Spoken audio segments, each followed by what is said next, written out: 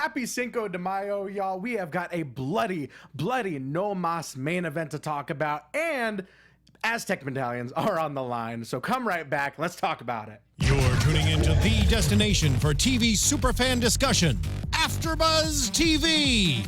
And now, let the buzz begin. It took me a second. Wait for it.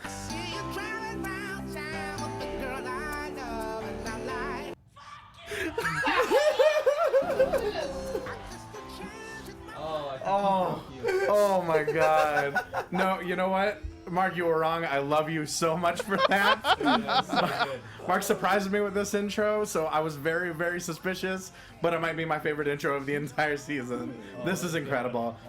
Guys, welcome to the Lucha Underground After Show right here on AFTERBUZZ TV. We are talking Season 2, Episode 15, No Mas. I'm your host, Ty Matthews. You can find me on Twitter, on Instagram, at Ty Matthews, PMA, as well as various other after shows, but joining me are two very lovely, very talented men. Guys, who are you? Let's start with you first. Oh, I got at Eddie Furth. You guys have seen me. I've been on the Raw After Show a few times. You catch me at on Championship Wrestling from Hollywood. There you go. Keeping the law and order in the ring. Of course. And host of Historical Roast at Historical Roast on Twitter at the Nerd Melt Theater. Absolutely. Thank you for joining us, Eddie and Jimbo. It's quite dapper. He always does. Always rocking the bow tie. I love it. My name is James Franck. You can follow me on Twitter at TheJimboSlice. That's TheeJimboSlice. That's at TheJimboSlice with two E's. That's at TheJimboSlice. I thought it was going to be at a different temple tonight. That's what I Lions thought. Temple for Lucha Vavoom. Right? Turned out I had to come be here for the debut of Famous Feet. Well, I could mean, not miss that. we have got so much to talk about. Before we get into the episode proper, let's talk some rumors. There's a little bit of rumors floating around on the net. That's what it is. Mark, do we have a drop for that? You said rumors. You didn't say news. Either one's fine. It's both. It's both. But the word is, it hasn't necessarily been confirmed, but in an interview with Rolling Stone, friend of the show, Katrina, Carly Perez, said that Season 3 got extended by 14 episodes. Now, Season 3 won't be airing until 2017, but when it does, we have got so much more action from the Temple to look forward to, allegedly. So, in addition to whatever they were going to do, they got another 14? Yes. Holy cow. Yes, bringing it up to the number of episodes closer to Season 1. So like 36 episodes? Yeah. Upwards of 40, yeah. Wow. And that's what they're shooting right now. That's what they're shooting right now, yeah. Tapings are ongoing right now in Boyle Heights. If you're in Southern California, please go check it out. Support Lucha Underground because it is a show unlike any other. And you might see us there. You might see us. Who knows? Yeah. You never know who's going to pop up at Lucha Underground. I mean, former world champions. Absolutely. Oh, Live Baby Live. So good. Great stuff. What an episode tonight, though. But let's talk Season 2, Episode 15, No Mas. We have got so much. We have got Aztec medallions on the line in every single match of the night. So that's already exciting. We start off in Dario Cueto's office. He's kind of rebuilding. He's putting together. Thank you, Mark. He's kind of putting back together that ceiling that Mil Muertes and he was putting together that ceiling that Mil Muertes and Matanza. Thought he was trying to hide I thought something. he was trying to hide something. Oh, did you also. think? Yeah, I thought he was trying to hide something. Interesting. Or like looking for something, and then she walked in. Oh, and he was like, maybe I'm dumb. I thought he was like fixing that ceiling from that flatliner, from that super flatliner. Who knows? But the point is, we've got the proprietor, we've got El Jefe, Dario Cueto, we've got Katrina. Of course, we know there's a guerra there, there's a war there. They're talking about who destroyed who. Did Mil destroy Matanza? Did Matanza destroy Mil? Who knows? Who knows? But the important thing is that Dario Cueto is not in the business of denying Mil his rematch. No. Dario loves violence a little bit too much for that. What we're talking is not just grave consequences. We're talking graver consequences. 4 coffins, y'all. What do we think about Dario Cueto? What do we think about Katrina? What do we think about graver consequences? Oh my God, graver that's everything I have ever dreamed of. That moment was incredible. I was sold 100% when he was like, look, it's grave consequences, but that's one.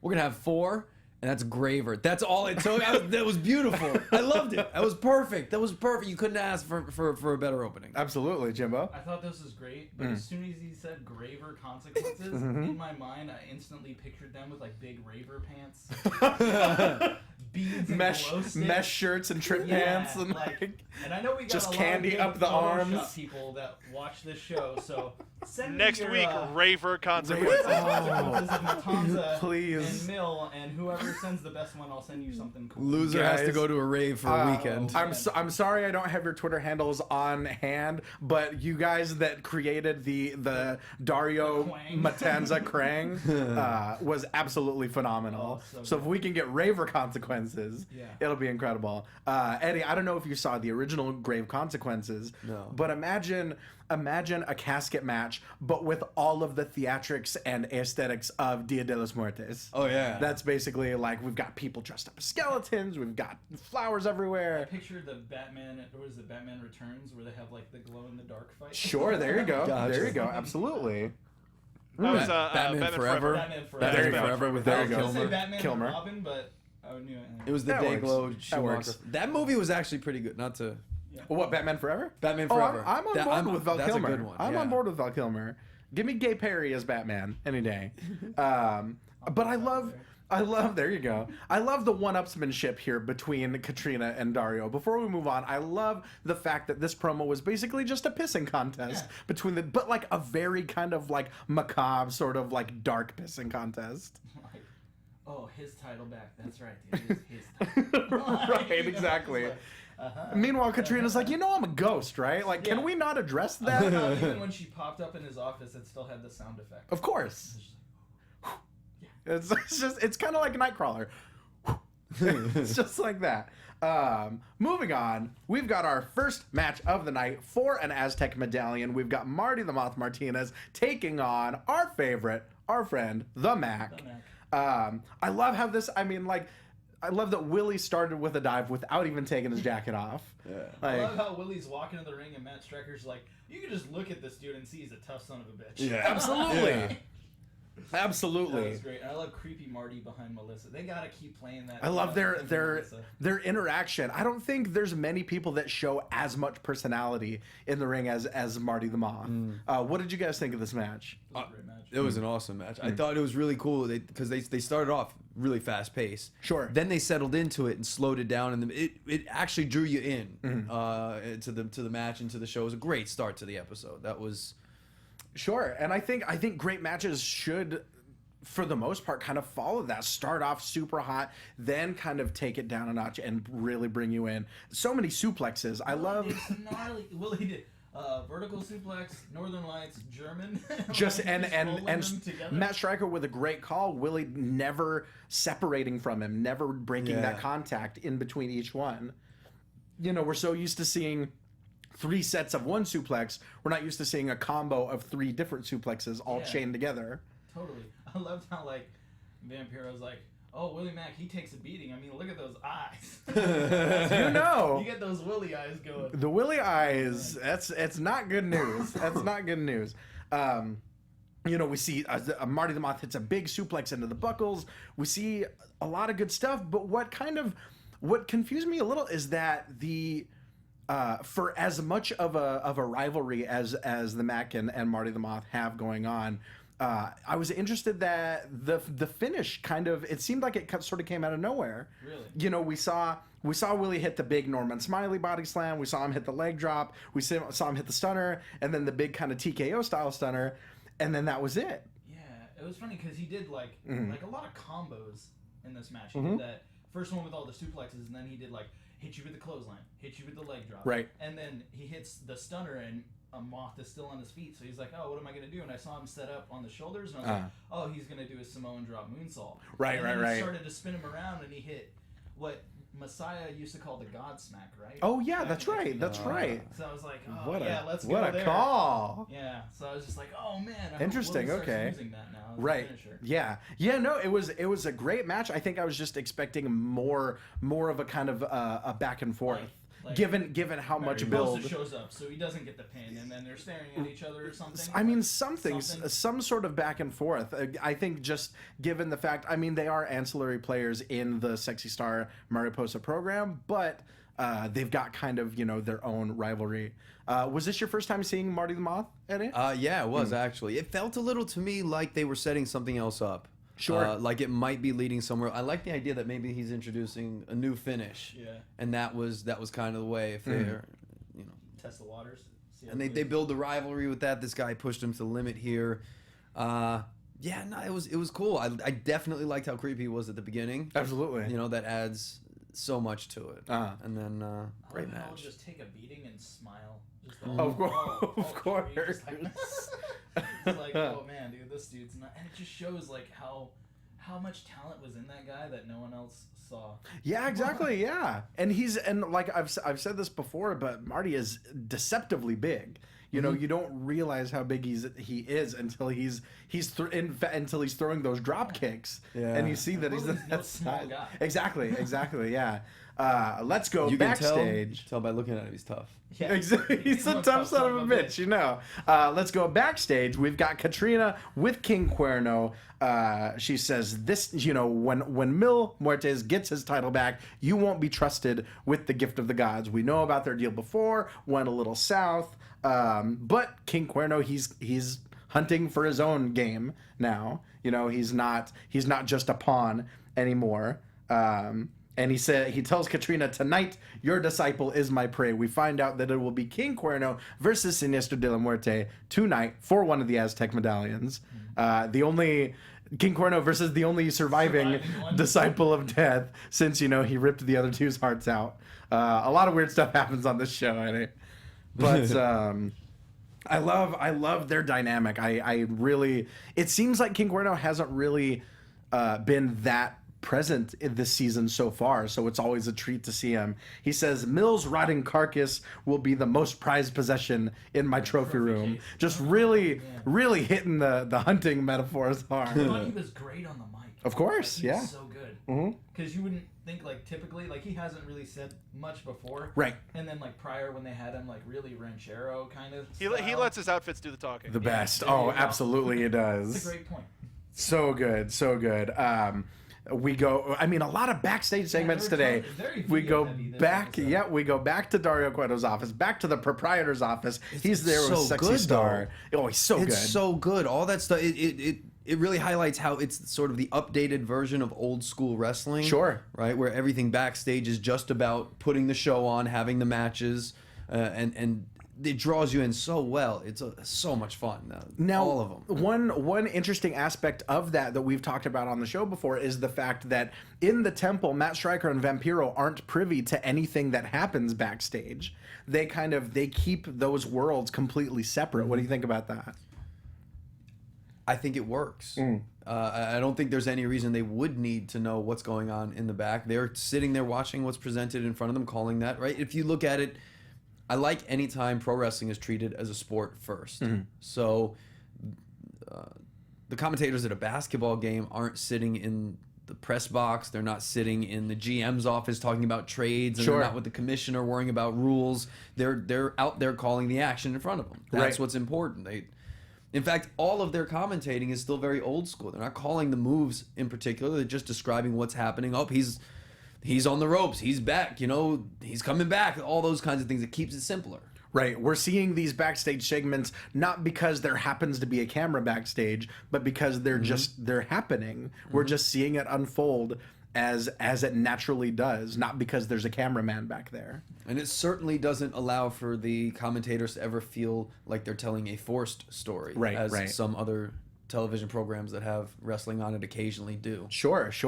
But going back to the proprietor's office, Dario Cueto sitting down with Sexy Star. Thank you, Mark. Love that lighting. It's such an interesting dynamic because they've been such hated rivals before, but Dario Cueto was almost mentoring her. Consoling her. He was. See that look in your eyes. Well, he was kind of almost he was almost coaching the violence out of her. He knew that in the context of a no mas match, we needed to see the ruthless side of Sexy Star. So when he tells the story about how his mother's an evil bitch and how they had to make her pay, it's interesting because Sexy Star is listening and is understanding and isn't just saying, fuck you, I'm not gonna listen to you. Yeah, she knows. Why are you playing with that murder weapon? Right, exactly. She knows that she has to take lessons from the devil himself to be able to to make someone like Mariposa say no mas. Perfect puppet master, right? Pulling the strings, setting it up for just needling at her to get out of her what he wanted. Sure. It was just enough to make you think, oh, maybe he actually cares about her because it's an abuse situation, and then he goes just a little bit too far where you feel, no, he wants to use her for something later. Right. Oh, and after she says no mas, you don't stop. Yeah, you keep going. Exactly. Yeah. No, Mark, that's a good call. Yeah, they are both kind of, they come from these abusive backgrounds, so there at least is some common ground there.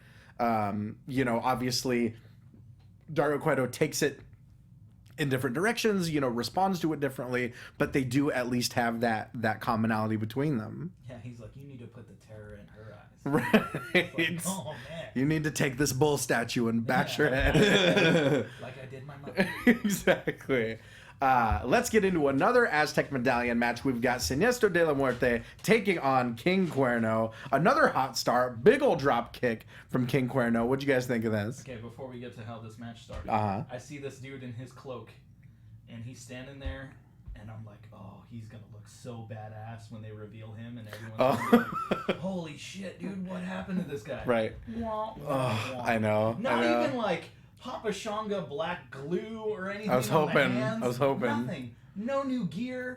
Nothing mentioned. Like, this is where, like, the problem of, like, the only issue I might have with, like, Vampiro and Stryker not being privy to what's going on is like they should have been like, where are his other two guys? Right. Why did he ripped the hearts out? Like, yeah, really, nothing at all. really, no we only really got from Matt Stryker like, oh, he's usually in trios competition. Let's see how he does singles. Exactly. Like nothing. Like you're not wondering where these other guys are. And then like even like when it started, King Cuerno was like tossing him around like he was nothing. Right. I was like, what is going on? Like I thought you're supposed to be like this new badass that ripped out two other guys' hearts. Yeah. Right. What'd you think of this, Eddie? Disappointed. There was something to me a little flat about the match. Sure.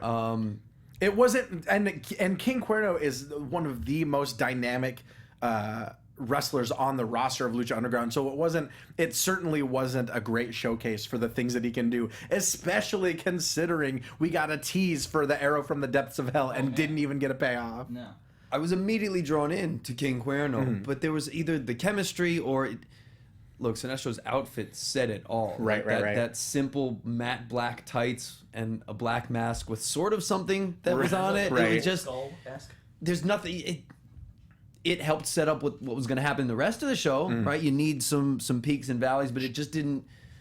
I was expecting a little more from it. Right. And it seemed awfully short. I mean, I think on in an episode with so much packed into it, something's got to give. And so it did go a little short. We get King Cuerno going for the Arrow from the Depths of Hell. Katrina says, nope, puts the kibosh on that with a rock to the head. And we get a springboard famouser from Sinestro de la Muerte to make him one of the Aztec Medallion holders. It was as Vampiro said, like a French guillotine. There was. I loved that call. Psychosis. I loved that call. Psychosis. Psychosis. Back in my wrestling days, I used a guillotine leg drop because of Psychosis. Oh yeah, he was badass. It's absolutely one of my favorite top rope finishers. Those drop kicks tonight, though. King Right. Cuerno hit 2 drop kicks, hit shotgun blasts. I was just like, Absolutely, and of course that baseball overhand chop, not quite as loud as Pentagon Junior's, but still pretty impressive. Where's Cuerno going from here then? He Where is lost Cuerno? that match. I feel like he's going to have a vendetta against Katrina. I mean, we'll get into predictions. Don't you worry. Okay. We'll get into predictions. But still. exactly how I felt, Mark. Exactly. Because that promo set it up so well. Right. The backstage with him in the locker room getting ready, it felt like an event, and it wasn't the event. Right. This felt like more was just an extension of the promo than a match. Sure. But that being said, we have another winner of one of the medallions, so that match is growing by and large as we move on. Now, we talk a lot about tropes of the temple. One of them is promos happening in the men's room. One of them is Dario's unique opportunities. But one of our favorite tropes is people just doing curls. Just getting that bicep pump in, brother. Get that pump in. And who better? Oh, there we go. This is for curls. I like it. This is our curls music. There we go. I mean, Guile, you know Guile does curls. Oh, nice. But who better to be getting his bicep pump on than Mascarita Sagrada? It was so cool. So it's like, oh, of course he's doing it. And of course. Exactly, of course. What I thought. And how do you improve a promo with Mascarita Sagrada doing bicep curls than with Famous B? And that outfit. Oh, so good. I love how like the cuffs on his jacket match his like. They're tailored. His gear. They're tailored to Mascarita's gear. His tie has like the little rhinestones, like his mask. Like his whole outfit was like it made me think of like Bobby Heenan or Jimmy Hart. Oh, like, sure. Their outfits matched like whatever wrestler. That's a good call. I didn't even think about that. That's a great call. This guy is so great. Mm-hmm. He's gonna make him famous. Oh, well, he'll make him famous. 423. Get fame. It's so good. Famous B breaks the news that he's put together the biggest match of Mascarita's career. He's gotten one of the Aztec medallion holders to agree to put his medallion on the line tonight in a one-on-one match. Mascarita's excited. Stop stalling and start balling. Start balling. Oh, so good. So good. Did anybody else think Cage immediately? No. I really? For some reason, I didn't. I didn't at all. I guess I wasn't even thinking about who had them at the time. It was more just like, this is such a great video. Yeah. And then like when he does his little hop step and the music cued in. Oh, so good. Like, this dude is so great. So good, so good. Before we get to that match, we've got yet another promo in the proprietor's office, in Dario Cueto's office. We've got Chavo Guerrero, and he's furious that he doesn't have a chance to compete for one of these Aztec medallions. And Dario Cueto, I mean, he keeps it 100. He tells him, look, I gave you a chance at the title. You get hurt. You lost in Aztec Warfare 1 and 2. I'm done giving you opportunities. You know, when someone that loves opportunities as much as Dario Cueto isn't giving them out, that you messed up. Yeah. What did you guys say? And so he tells him, you know what? You don't deserve it. I'm done giving you opportunities. And so Chavo, he says, you know what? You want me to step up and grab the brass ring? No problem. I love his delivery of no problem. Who did this to you? Who did this to you? Hey, I'll think about it. And then he storms out. I loved how Dario was like, no, man, you keep screwing up. Why am I Dario, not giving you any more chance? Dario won't even look at him. No, he won't even like, look at him. Puppet Master, again, he knew exactly what he was doing. He was needling him. Of course. And these are the moments that, for me, help to ground it. Mm-hmm. Right? Mm-hmm. Because it's still about the championship. It's still about winning. He brings up the championship. He brings up the medallions. I want my shot. You can then make things as fantastic and out of this world as you want. Sure. We may have cage monsters and dragons and time-traveling luchadors, but this is still a wrestling company where people want a championship belt around their waist. Yeah, mm-hmm. Exactly. And it centers around that. It keeps it going. It's that like I said, that grounding effect.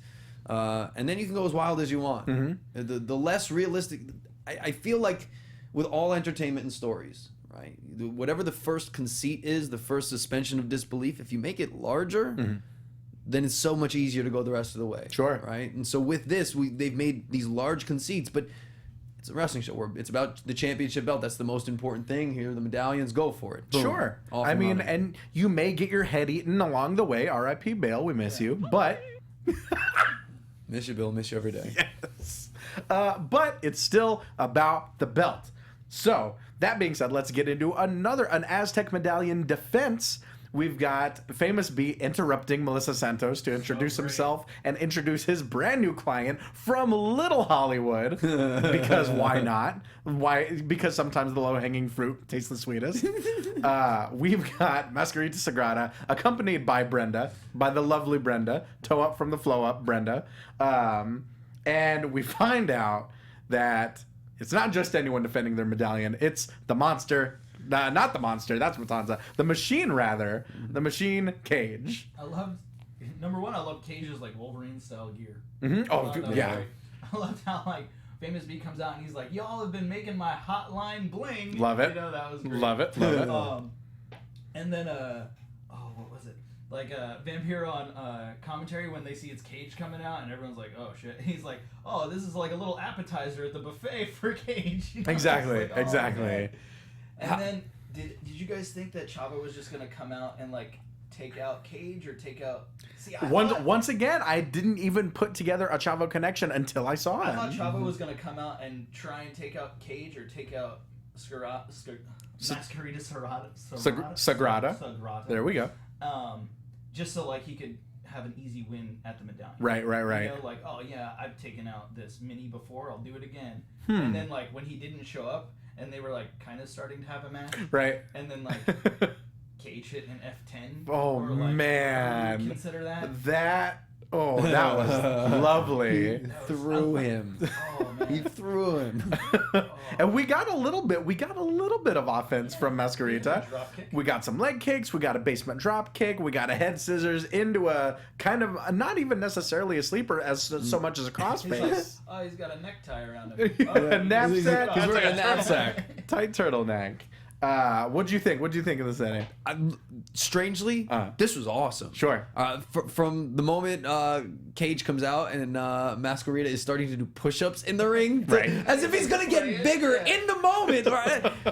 And then in a weird way, look, this is King Kong Bundy versus Minis at WrestleMania. That's a good call. This is how you book a monster versus a mini, and this is old school wrestling. This is the sideshow, but they gave him just enough offense.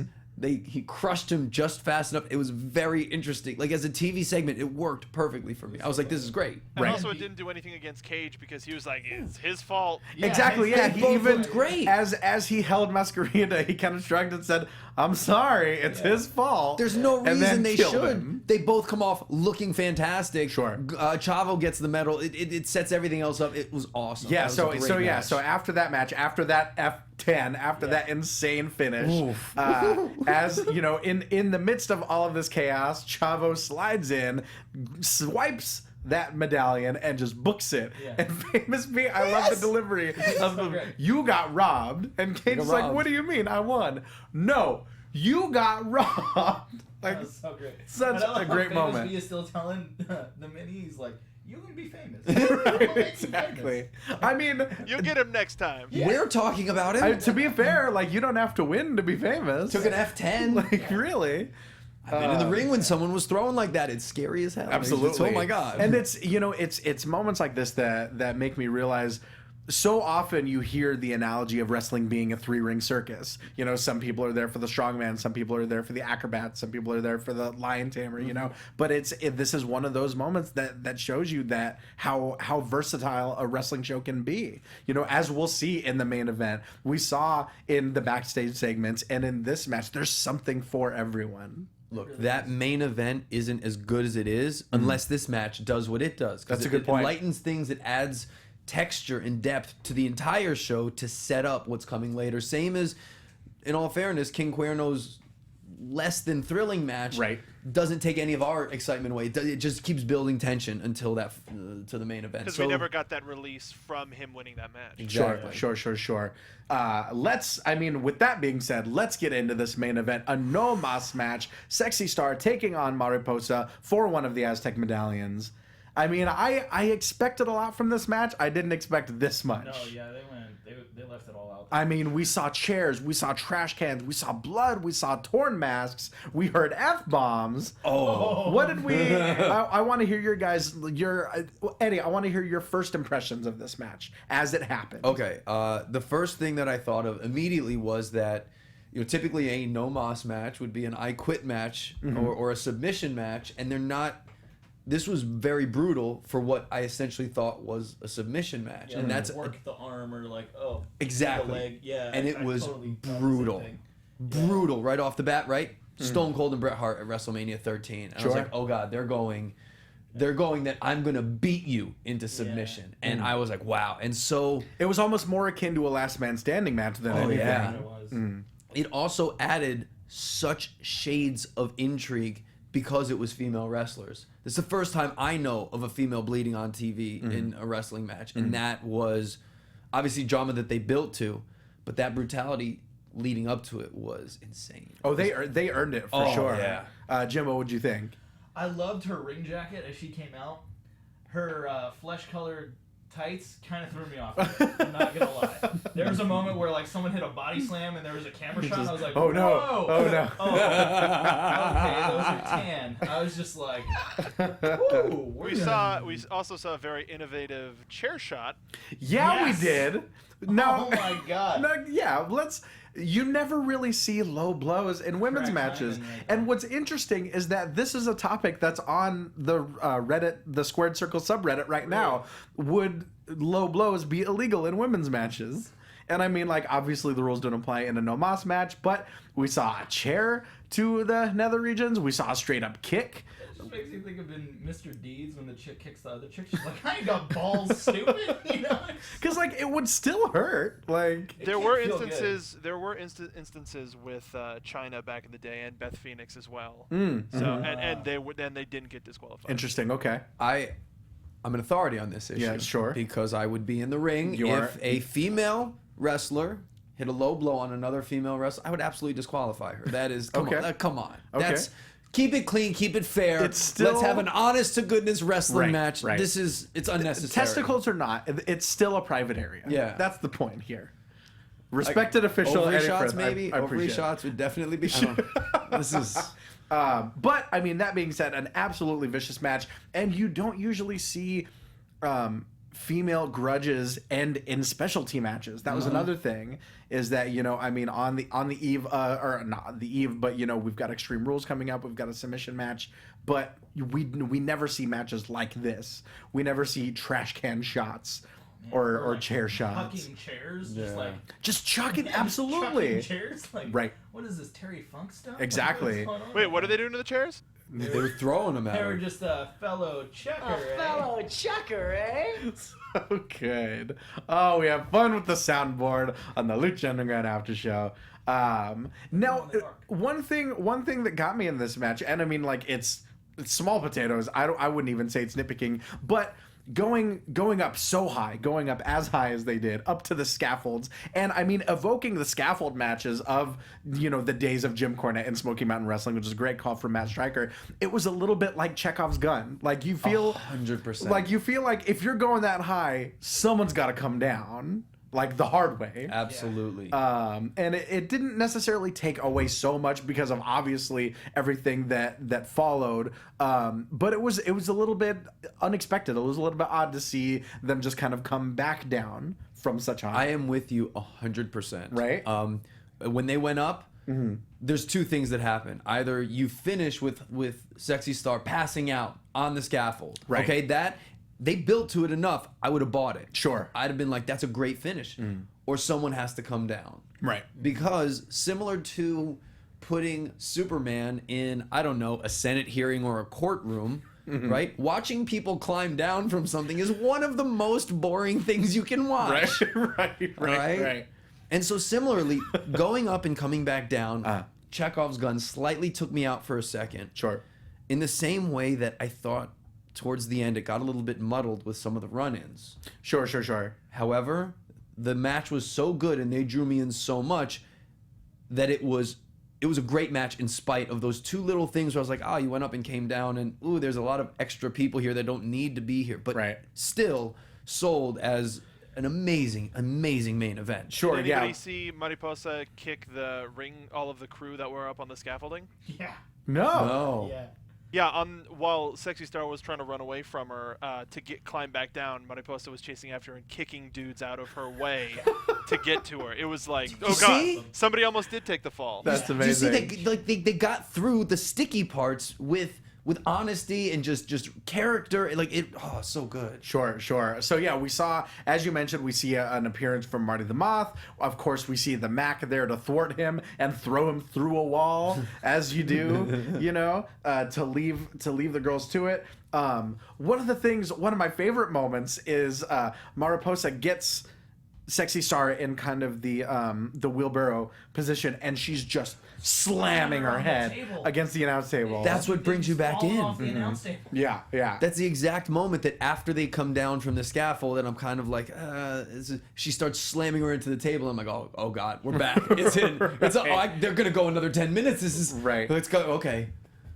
I thought it would end when she like dragged her up the steps. Yeah. And started to try and pull the mask off, and she was already bleeding. Right. I was like, she's gonna pull her mask off, kick her down the stairs like she was a sacrifice. Oh man! And just hold the mask up. And this show's just gonna end like right there. The symbolism of that would be phenomenal. I was just like, oh, this is how it's gonna go down. So that when that wasn't the ending, and then they started climbing, I was like, what the hell's gonna happen? Sure, like, sure. Especially considering that like the week prior they went through the top of the right, of the right, office, exactly, you know? yeah. Like, what are they gonna fall to? Right. Yeah, exactly. Obviously, we cared first and foremost about their safety. Yeah. We're glad that probably didn't happen. Absolutely. So yeah, we're back in the ring. We see Mariposa going for that butterfly effect, going for that vertebreaker. Sexy Star fights out. They fight a little bit more. We see a very, very innovative submission from Mariposa, and Marty Elias is in Sexy Star's face. He's asking her, ¿qué dices? ¿Qué dices? What do you say? What do you say? And Mark, do you have it queued up? Fuck you! I think that's what it sounded like. Yeah, that's And about I was right. watching this thinking like, am I watching a different version of this? Yeah. Like, there's no way they got away with that. Yeah. Because I would watch like AAA and stuff on TV, and like you hear them curse every now and then. Sure. You always hear like Jericho tell stories about just cursing all the time to the band. Right. Like, no one knew what the hell he was saying. Sure. But I was just like, no. Apparently, and then she just kept throwing him out. And I was just like, kept doing it. It was great. I mean, it really emphasized how it can kind of help tell the story. Mm-hmm. I mean, John Cena even did an interview recently where he said sometimes profanity can really help a story. Mm-hmm. It can. It's just like blood. or Exactly, anything else. exactly. Like, use sparingly and. Right, everything in moderation. It can put that exclamation point on the story. Yeah. What'd you think, Eddie? Oh my God! It was so dramatic. It's such a She's great moment. screaming it. It was honest. It was brutal That as was, the match. That was Stone Cold bleeding. Exactly. Trickling off his teeth and his nose, just Right. like, no. And Right. again, it's how this match was perfect in spite of some of the other things, because there she is screaming on the mat and turns it into the victory for herself. Right. A few years later. we see, she goes for a rear naked choke. Marty breaks it up. Mac in with the stunner. This leads to the cross arm breaker, the Jujigatame, to finally make Mariposa say no mas. And I liked how, like, because you'll hear people be like, especially with like UFC and MMA, and people know like if someone puts you in an armbar and you don't tap in 2 seconds, like you're just And like, that's- come on. So like when she didn't go for her arm and her arm was like already fully extended, Right. I was like, she's about to give it up. That's such an interesting point. In 2016, there aren't many moves that are still as protected as the cross arm breaker. Yeah. I mean, like everyone, even day one of wrestling school, they teach you if you don't clasp those arms, if if that arm gets fully extended, you're done. You're done. I mean, it's so fiercely protected, and that's so fascinating to me in this era of almost complete transparency and ubiquity. Yeah. And I loved how like she's what did she say? I give up or No no mas, yeah. And then she lets it go, and then she goes right back Just to it. like Dario Oh, said. Yeah, Dario told me to take you out, and that's what I'm gonna do. Just like Dario said, just keep punishing her. And Dark and side I is love strong. and exactly, of course. And as we mentioned, we talked about this off mic a little bit, but Vampiro's calling of this, and eventually him coming off mic and being at ringside because he's so concerned. Yeah. Like at one point, he's like getting up and like cheering that she was like coming back, and then the Moth slid in and took her out, and you can see Vampiro's like, what? Right. Like, come on. Oh man, so much happened. But with that being said, let's slide right into some predictions. And now, your AFTERBUZZ TV predictions. Oh, so good. So, speaking of the Aztec medallions, now Sexy Star has won number 6. We've got 6 medallion holders. We've got Tejano. We've got Aerostar. Fellow chucker, eh? Thank you. That Aerostar, of course. We've got the Mac. We've got Sinestro de la Muerte. We've got Sexy Star. We've got Cage, question mark? because I'm not sure. I feel like Is it possessions 9/10 of the law? exactly. I feel like that's something that would absolutely apply in Dario Cueto's temple. So he might reward Chavo for taking that initiative and put him in the match instead of Cage. So who knows? But we've got 6 medallion holders. We've got 1 more left, and then we've got a Gift of the Gods match on our hands. Who do we think is the 7th medallion holder? I'm trying to Or think at least, who we or at haven't- least what the match will be. I'm trying to think who we haven't seen much this season. Right, Would, right. Like, be like, oh, Sure. like Rick, Big Rick or something. Well, Rick's dead. Oh, Rick's dead. Big Rick's I dead. forgot. Big He Rick's was on the wanted poster. Big Rick's skull was used for Mil Muertes' Oh, yeah. throne. Look, this is not Game of Thrones. You can't just come back to life. Oh, Right, yeah. exactly, Okay. exactly. This is Lucha Underground and pro wrestling. We have integrity We here. have, Okay. ghosts and dragons and time Ghosts. travel Right. and nunchucks. But yeah, so R.I.P. Rick. He joined Bale in The Great Beyond. So Man, I don't know. I want to say Rey, but I think that'd be too easy. right. Do you think maybe because he's now one of the trios champions that might not necessarily disqualify him from the running, but maybe?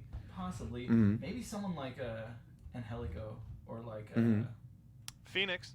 that's a good one. Sure. Former Gift of the Gods champion. Yeah. I liked your idea when you were talking about maybe it's Chavo, and Chavo has stolen his way in, and now he's going to be the 7th. Right. I'm thinking maybe Dario will give it to Chavo and make Cage earn it all over again. I think Mac and Sexy definitely have the advantage because they've been working together, and since the two of them have one, Sure. they can take. They can kind of out team up. and Sure. work together for it. Absolutely. I can't wait for that match. In Yeah. That chat, match is gonna be insane. in chat, Matt Ward says Son of Havoc versus Evilise or Killshot versus Joey Ryan. Ooh, Killshot. interesting. I would love Killshot. Killshot would be great. Yeah, Killshot is definitely like Dark Horse, one of my absolute favorites on the show. Or Cortez.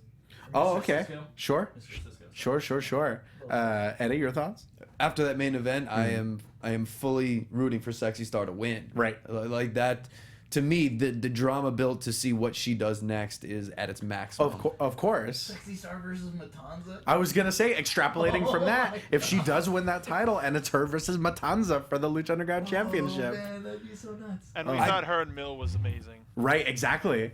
I think you justify that she was bleeding. I think you take something that's that significant and important, and you push it a little further. I think that's the drama. That was intense, man. Yeah, man. That's intense. That was an Absolutely. intense match. So much happened in this episode. So much backstage. So much in the ring. I mean, we've got damn near all of the Aztec medallion holders determined.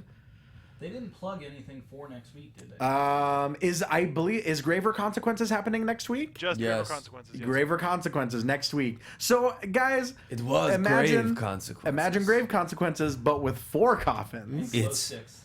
graver consequences. Sometimes all you need to do is just add 3 more coffins to what you got and make it better.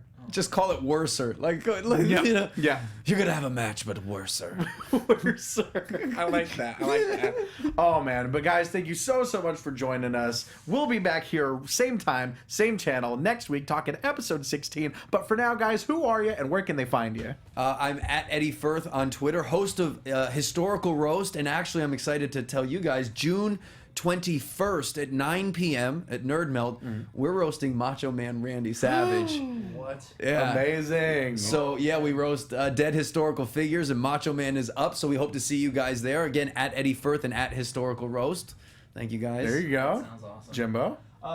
You can follow me on Twitter at @TheJimboSlice. That's TheeJimboslice, Jimbo Slice with 2 E's. But I made this documentary about the Young Bucks. You can find it at highspots.com. It features such Lucha Underground stars as The Mac, Matt Stryker, Brian Cage, just to name a few. So check it out if you love wrestling. I'm sure you'll love this DVD. It's an amazing documentary. You guys will be fascinated with the story of one of the best tag teams on the planet, if not the best, today. As always, my name is Ty Matthews. You can find me on Twitter, on Instagram, at Ty Matthews PMA, as well as various other after shows, including Monday Night Raw, Houdini and Doyle, which starts this Monday, American Grit, which starts in about 2 minutes, and of course, right here on Lucha Underground. Be sure to check out Championship Wrestling from Hollywood every Saturday, 4 p.m., KDOC, U2 America, Fight TV, Tough TV. Check your local listings.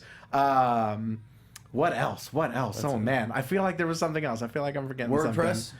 Yeah. You're on WordPress. Sure. Right? Sure. Anything on iTunes, Ty? Oh my God, Mark, you read my mind. Guys, if you're on iTunes, remember to download, comment, review, rate, 5 stars if you're nasty. As always, leave us a comment. All of it helps. We love talking about Lucha Underground. We know you do too, so let's all talk about it together. If you're on YouTube, leave us a comment, leave us a thumbs up, or just tweet at us. Find us on Twitter, on Instagram. We're all over the net. Guys, but until next week, we'll be right back here, so join us then. Until then, Viva la Lucha! From executive producers Maria Menounos, Kevin Undergaro, Phil Svitek, and the entire AfterBuzz TV staff, we would like to thank you for listening to the AfterBuzz TV network. To watch or listen to other after shows and post comments or questions, be sure to visit AfterBuzzTV.com. I'm Sir Richard Wentworth, and this has been a presentation of AfterBuzz TV. Buzz you later. The views expressed herein are those of the hosts only and do not necessarily reflect the views of AfterBuzz TV or its owners or principals.